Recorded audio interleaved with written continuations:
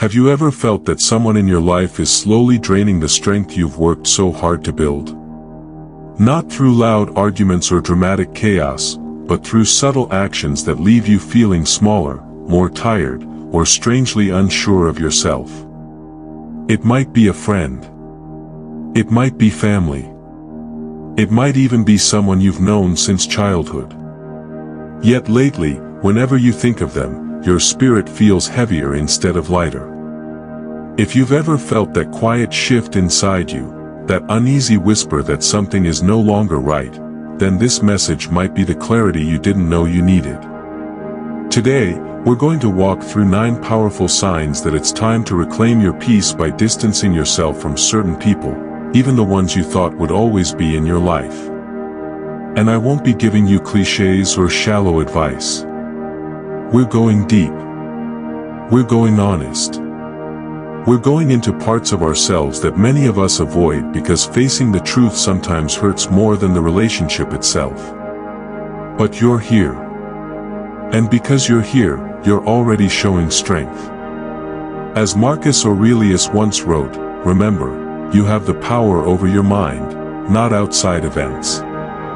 Realize this, and you will find strength. This video is not about pushing people away with bitterness. It's about remembering that your peace is sacred, your energy is valuable, and your silence, when rooted in self-respect, is a form of power. And make sure you stay with me all the way to the end, because the 9th sign is the one almost everyone ignores, yet it quietly destroys more inner peace than all the others combined. Most people never notice it until it's too late. Before we begin, if the messages on this channel add strength to your journey, take a moment to support Stoic Quiet Strength, where we believe deeply in the power of silence, in the strength of reflection, and in the courage of inner transformation. Now, let's begin this quiet journey together. A journey back to yourself. The first sign is this. You need to be careful with people who turn generosity into a one-way street. People who are comfortable receiving your time, your care, your attention, even your resources, but somehow always have a reason not to give any of it back.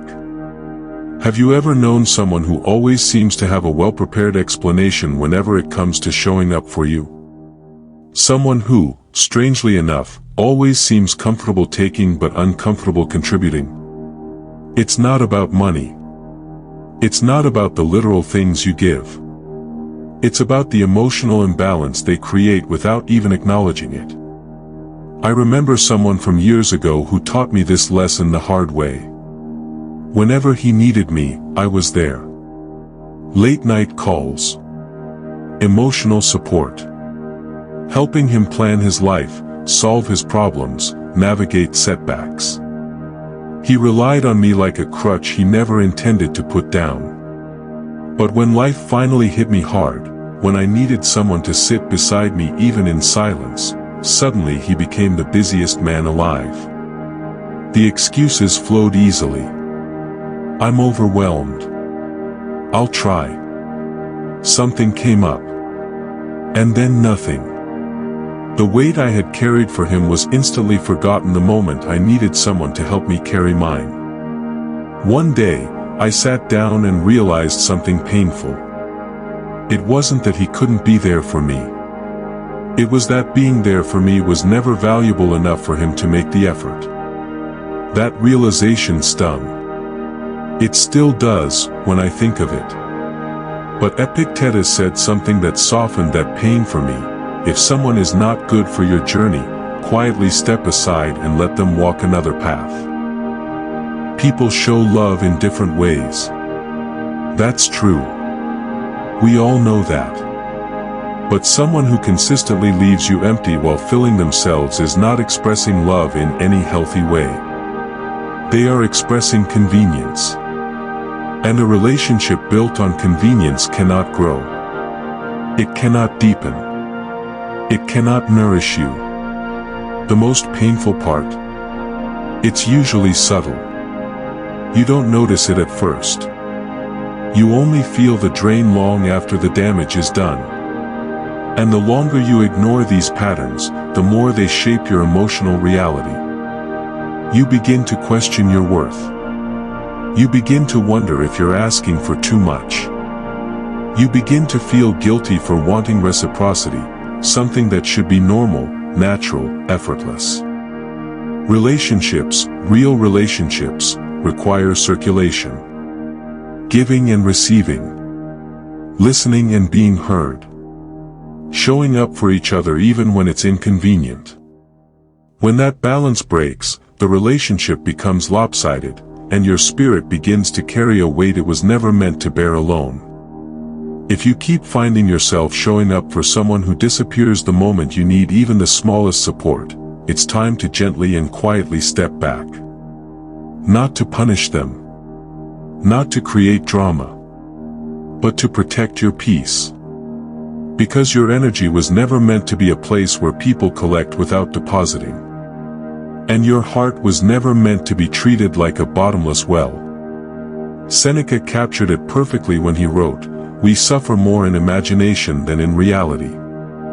And the fear of losing someone often keeps us in relationships long after they've stopped being safe for us.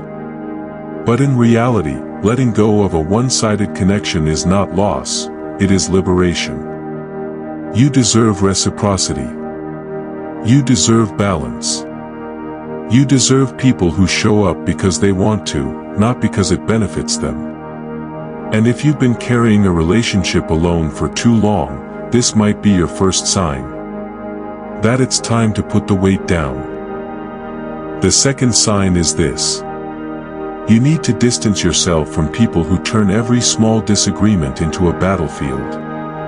People who seem unable to hold a calm conversation without escalating it into something explosive, dramatic, or emotionally draining. Have you noticed that some people cannot simply disagree respectfully? A simple difference in taste. A misunderstanding. A misheard comment. Even something small like choosing where to go or what to do. Some people will twist it into a power struggle, as if every moment is an audition to prove they are right, smart, or superior. But something deeper is happening beneath their reactions. These people are not fighting you. They are fighting their own insecurity, and using you as the battlefield. There was a man I once knew who always appeared confident on the outside. He walked like someone who had everything figured out. He spoke with certainty. He loved giving advice. But whenever anyone disagreed with him, even gently, something in him snapped. His voice rose. His expression changed. His whole body stiffened, as if his identity was under threat. One day, a small group of us were discussing a harmless topic, something as light as weekend plans. I suggested something different from what he had in mind. You would think I insulted his entire existence. He immediately challenged me, raising his voice, insisting his option was better, then dragging me into a debate I had no interest in. And when I calmly said, "Let's just choose whatever makes everyone happy," he leaned in and whispered, "Don't act like you're above this." That sentence stayed with me. Because it revealed something most people miss. People who live in constant conflict often want company inside their chaos. They want others to validate their need to dominate. They want you to pick sides so they don't feel alone in their emotional turbulence. They want you to join their internal storm. Epictetus said, "Any person capable of angering you becomes your master." And that is exactly what these people are trying to do, pull you into emotional games where they can control the narrative. The truth is simple. If someone constantly pushes you into conflicts you never asked for, they are not looking for understanding, they are looking for control.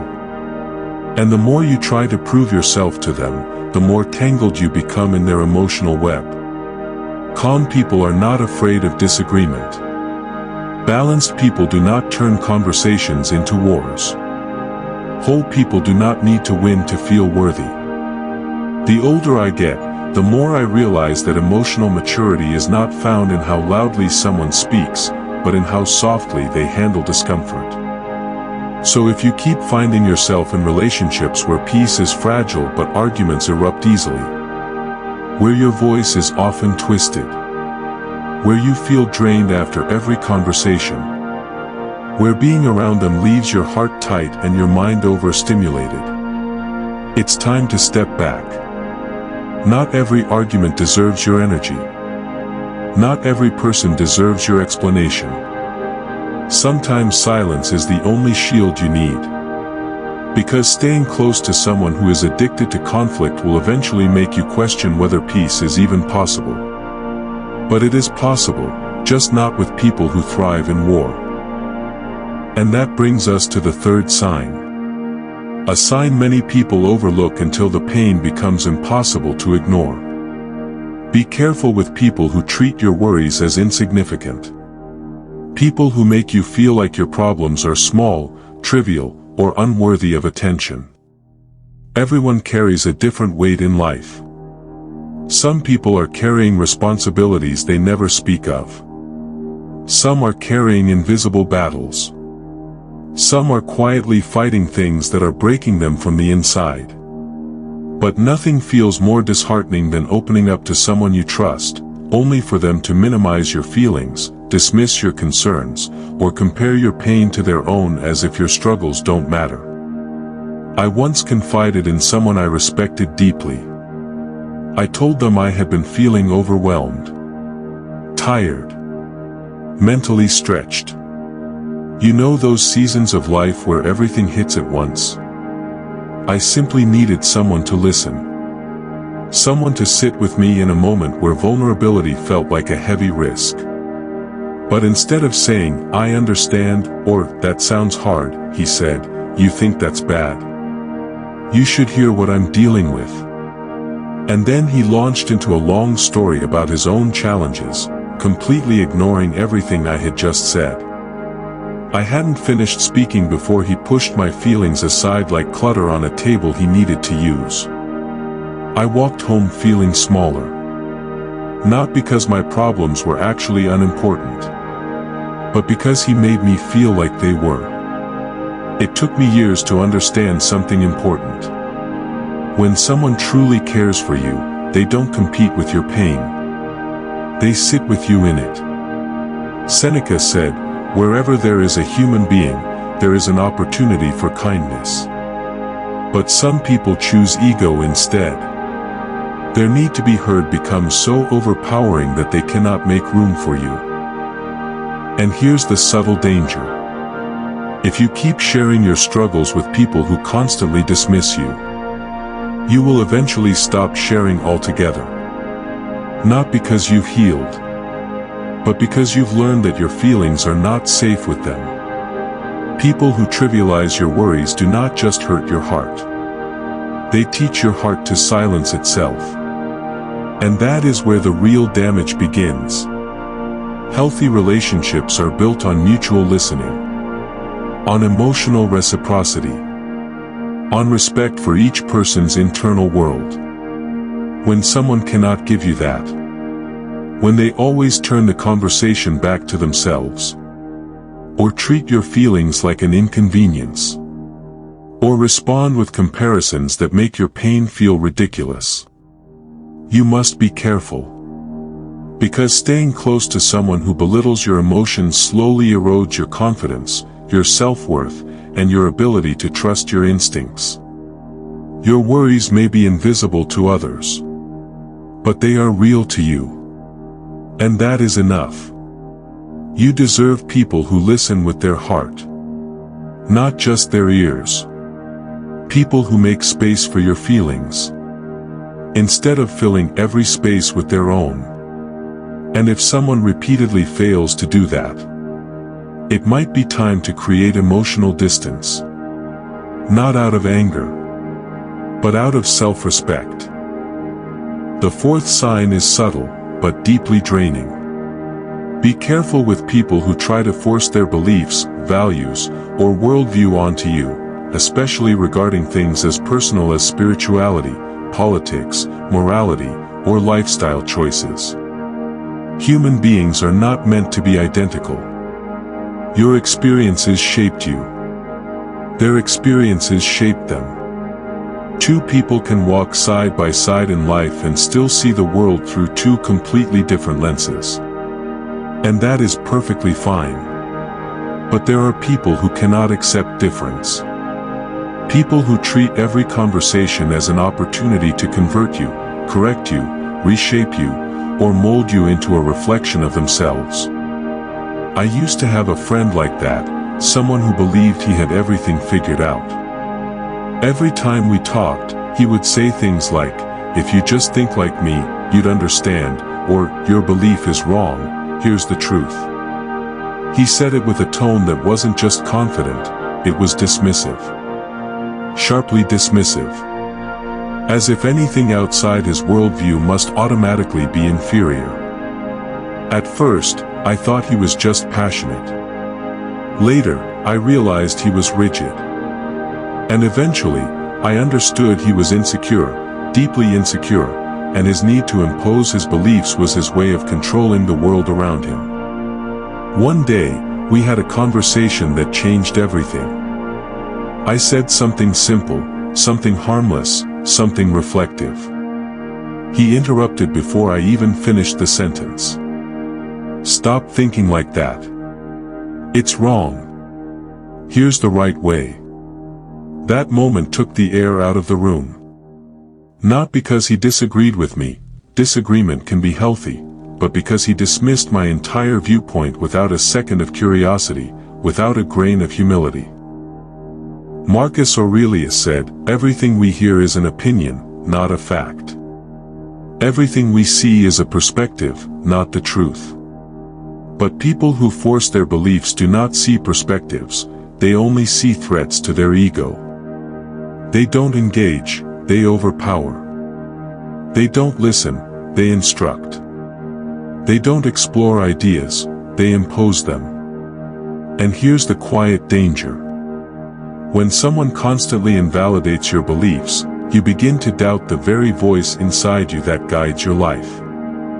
You begin to shrink yourself, soften your thoughts, silence your intuition just to avoid conflict. But nothing kills the soul faster than shrinking to fit someone else's expectations. Conversations that should bring understanding instead become heavy. Interactions that should bring connection instead bring discomfort. Relationships that should feel equal instead begin to feel like emotional classrooms where one person is always the teacher and the other is always the student. You don't need a teacher disguised as a friend. You need someone who respects that you are on your own path, learning your own lessons, growing in your own direction, becoming your own self. And if someone cannot accept that, you don't need to argue with them, debate them, or try to prove anything. Simply step back, quietly, with dignity. Epictetus said, "Don't explain your philosophy. Embody it." You don't need to force your beliefs onto anyone, and no one should force theirs onto you. Let people believe what they believe. And allow yourself the same freedom. Now the fifth sign is one of the most painful, especially when it involves someone you once loved deeply. If you consistently feel uneasy, drained, or emotionally tense every time you're about to meet someone, even if that person was once a source of joy, it may be time to let that connection fade. Life changes. People grow. Seasons shift. And sometimes two people who were once perfectly aligned slowly drift into different rhythms without realizing it. There was a friend I grew up with, someone who felt like a brother to me. We shared everything, memories, dreams, laughter, secrets. We knew each other so well that silence never felt awkward between us. That kind of friendship feels eternal when you're young. But life pulled us in different directions. He pursued a path that shaped him one way. I pursued another that shaped me differently. And slowly, Without either of us noticing when it began, our conversations became more polite than personal, more formal than familiar. One day, I realized something painful. Before seeing him, I felt tired. Not because of him, but because the connection we once had was gone, and pretending it was still there felt emotionally exhausting. I kept trying to revive what we used to be. I kept trying to force a connection that time had naturally softened. But the more I tried, the more unnatural it felt. Until one afternoon, we met for coffee. We sat there, talking about nothing and everything, but the whole time, it felt like speaking to a memory instead of a person. And in that moment, something inside me whispered, "You're allowed to let this go." Seneca wrote, "Every new beginning comes from some other beginning's end." And sometimes, the gentlest act of self-respect is accepting that a relationship season has ended, without anger, without resentment, without blame. It doesn't mean the person is bad. It doesn't mean you failed. It doesn't mean you stopped caring. It simply means life carried you both into different emotional landscapes, and holding on too tightly only creates tension. Some relationships fade not because of betrayal, but because growth took you in different directions. And forcing it to stay alive becomes an emotional burden neither person deserves. Letting go doesn't erase the memories. It doesn't delete the good moments. It doesn't diminish the love that was once there. It simply allows both of you to walk forward without dragging the ghost of who you used to be. If you find yourself dreading conversations that used to excite you, if you feel disconnected even when you're sitting beside someone you once felt close to, if you leave every interaction feeling drained instead of full, it's not a sign of weakness. It's not coldness. It's not selfishness. It is simply life inviting you to accept change. People come into our lives for different chapters. Some stay for the whole story. Some stay for a page. Some teach us lessons we carry forever. Not all relationships are meant to continue, and that is okay. If the connection no longer nourishes your soul, if your heart feels heavy every time you think of meeting them, if your spirit keeps whispering that the relationship has quietly expired, honor that truth. Even if it hurts. Especially if it hurts. Because sometimes, the greatest form of love we can offer, to them and to ourselves, is the freedom to grow apart peacefully. The sixth sign is one many people ignore until they feel emotionally empty. You need to step back from anyone who uses you as their constant dumping ground, someone who unloads their worries, fears, frustrations, and negativity onto you without ever considering your emotional capacity. There is a difference between a person who opens up to you because they trust you, and a person who pours everything onto you because they do not want to carry the weight themselves. One seeks connection. The other seeks relief. And often, their relief comes at your expense. Have you ever known someone who calls only when something is wrong? Someone who never checks on you, never asks how you're feeling, never shows interest in your life, yet arrives with a list of problems the moment they need emotional release. Their sadness becomes your responsibility. Their stress becomes your burden. Their crisis becomes your mission. And before long, you start shrinking your own emotions just to make space for theirs. I once knew someone who would reach out only to vent. Every message, every call, every conversation, filled with complaints, frustrations, and disappointments. At first, I wanted to help. I wanted to be the friend who listened. I wanted to be supportive. But soon I realized something painful. They never asked about my life. They never wondered how I was coping. They never paused long enough to notice that I was struggling too. When my own family member fell ill, and my life felt like it was unraveling day by day. Do you know what happened? They didn't stop their venting. They increased it. One day, while I was exhausted from caring for my family, this person sent a long message complaining that I hadn't responded quickly enough to their frustrations about work. That was the moment everything became clear. It wasn't friendship.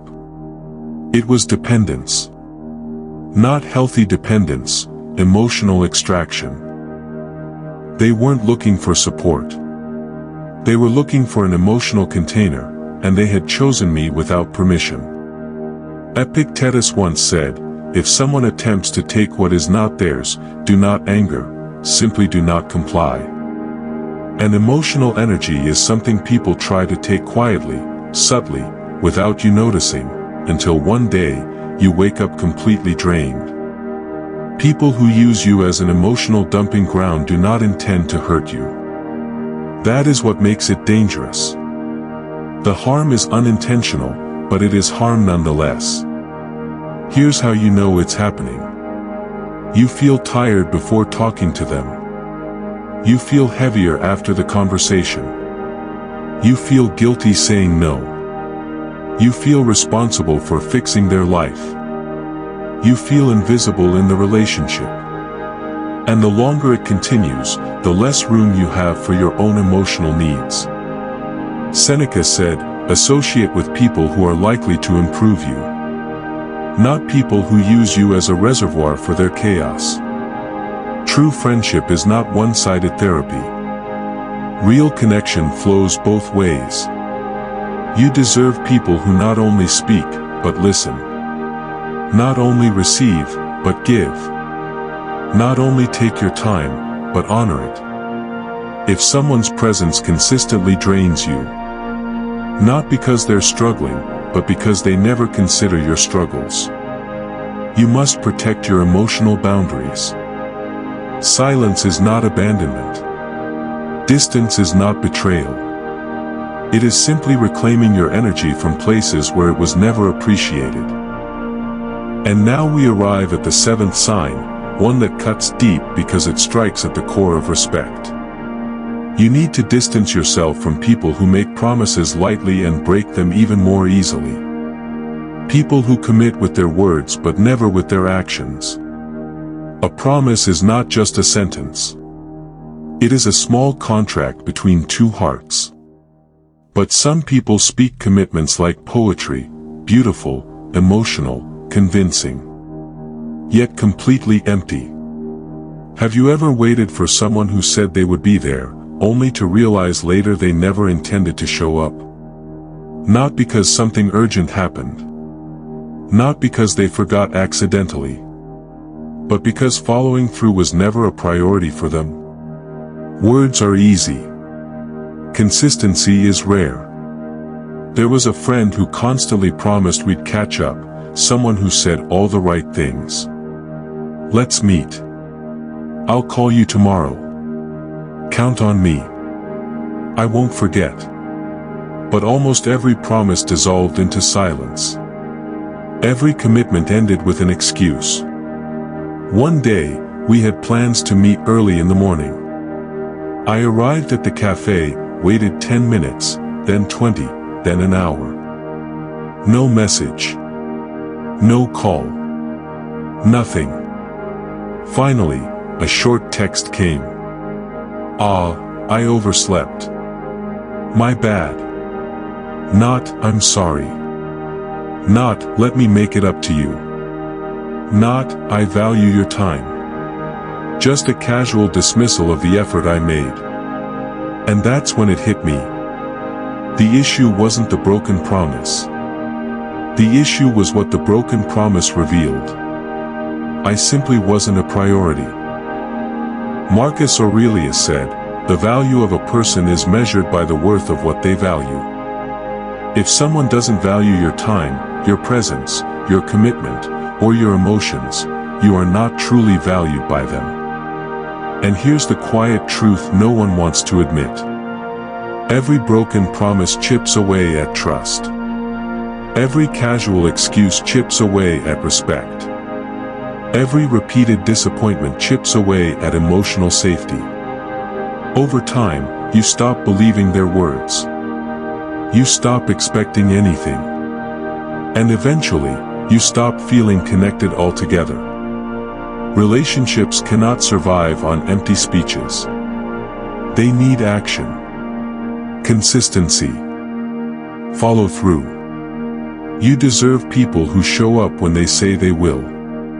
People who honor your time. People who do not vanish when responsibility arises. People whose actions reflect their words. A person who constantly breaks promises doesn't just fail you. They train you to expect disappointment. And no relationship can grow in soil watered by disappointment. If someone repeatedly shows you that their words cannot be trusted, believe their actions, not their apologies. Distance is not punishment. It is protection. The eighth sign is this.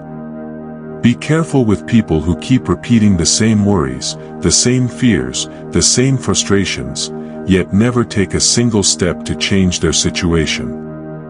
People who insist on sharing the same emotional storm over and over, not because they want growth, but because they want comfort without effort. There is nothing wrong with needing support. There is nothing wrong with sharing your fears. There is nothing wrong with needing a listening ear. But when a person continually pours the same pain into your hands, ignores every suggestion, rejects every solution, and returns tomorrow with the exact same story, you are no longer helping. You are enabling. There was a woman I worked with who constantly complained about everything: her job, her relationships, her finances, her choices, her health, her frustrations. At first, I assumed she simply needed someone to talk to. So I listened. I offered guidance. I suggested options. I gave her time, patience, understanding. But every conversation ended the same way. She ignored every piece of advice, rejected every possible solution, and returned the next day, carrying the same problems with even more emotion. One morning, after she spent nearly an hour repeating a story she told me at least 10 times, I asked her gently, "What do you think would help you improve this?" She looked at me and said, "Nothing. I just want to talk about it." That was when it hit me. She wasn't looking for growth. She was looking for a cycle, a loop, a predictable emotional pattern where she could release frustration without taking responsibility for change. Epictetus said, "It is not what happens to you, but how you react that matters." But some people don't want to react differently. They want to feel the same emotion because it is familiar. And they want you to sit beside them while they do it. Here is the danger. Repetitive negativity is contagious. Hearing the same defeat, the same fear, the same hopelessness every day slowly begins to shape your own emotional state. You start to carry burdens that aren't yours. You start to feel drained without knowing why. You start to experience their emotions as if they're your own. And then one day, you realize you've been giving energy to someone who doesn't even want to hold on to their own. Listening is an act of love. But listening without boundaries is self-destruction. You deserve to surround yourself with people who grow, not people who repeat the same emotional story until it becomes the soundtrack of your life. You deserve people who want to move forward, not people stuck in an emotional loop. Kindness is important, yes. But kindness without boundaries invites chaos. You can care for people without carrying them. You can listen without absorbing their pain. You can support without sacrificing your peace. If someone refuses to help themselves, step back with grace. Your compassion should never become your burden. And now we reach the ninth sign, the final one, and perhaps the most subtle, yet quietly the most dangerous of all. Be careful with people who live in the past, people who constantly talk about old achievements, old glories, old victories, as if their present life has nothing meaningful left to offer. At first, their stories might seem impressive, even inspiring. But over time, you begin to notice something troubling. Every conversation circles back to the same events, the same accomplishments, the same moments from years or even decades ago. And when you ask about their current life, they deflect. They avoid. They shrink. They change the subject. Because a person who clings to their past is often someone who has stopped growing in the present. I once knew a man who won a prestigious award many years ago, something truly worth celebrating. But every time people gathered around him, he would bring the conversation back to that moment. Not his current work. Not his recent progress. Not his dreams for the future. Just that single, distant accomplishment. Over time, people stopped engaging with him. Not out of cruelty, but because every interaction felt like being trapped in a museum of outdated victories. Marcus Aurelius said, "Confine yourself to the present." But people who cling to the past live in a shadow, and sometimes they try to pull you into that shadow with them. Here is why this is dangerous. A person stuck in their past will not celebrate your present. They will not support your growth. They will not admire your journey. Your progress threatens them, because it exposes the stillness in their own life. Instead of being happy for you, they subtly shift the focus back to themselves. Instead of encouraging you, they compare. Instead of being present, they drown you in nostalgia. A relationship cannot grow with someone who refuses to move forward. You cannot build a future with someone who is married to their past. And you cannot nourish your potential beside someone who refuses to nourish their own. Seneca wrote, "Life is very short and anxious for those who forget the past, neglect the present, and fear the future." And though some people live in the past because they fear the future, you must protect your journey, your progress, and your present moment. You are meant to grow. You are meant to evolve. You are meant to become more than who you were yesterday. But you cannot become that person if you stay too close to someone who refuses to change. And now, we arrive at the end of this journey. If you've listened this far, it means something inside you is awakening, a desire to protect your peace, honor your growth, and choose relationships that reflect your worth, not diminish it. You don't need to hate the people you distance yourself from. You don't need confrontation. You don't need dramatic exits. Sometimes the strongest act of self-love is a quiet step backward. This is Stoic quiet strength, where we believe deeply in the power found in silence, in reflection, in thoughtful action rather than emotional reaction. If this message has added clarity, strength, or peace to your life today, take a moment to support this space of growth. Your presence here strengthens this community of quiet warriors, people who grow quietly, think deeply, and act with purpose. If you made it to the end, type peacefulness in the comments so I can recognize you, not just as a viewer, but as someone committed to building a stronger, calmer, more grounded life. Don't forget to also subscribe to the channel. Remember, your peace is sacred. Your time is valuable. Your energy is limited. And your silence, when rooted in strength, carries a power louder than any argument, louder than any chaos, louder than any noise around you.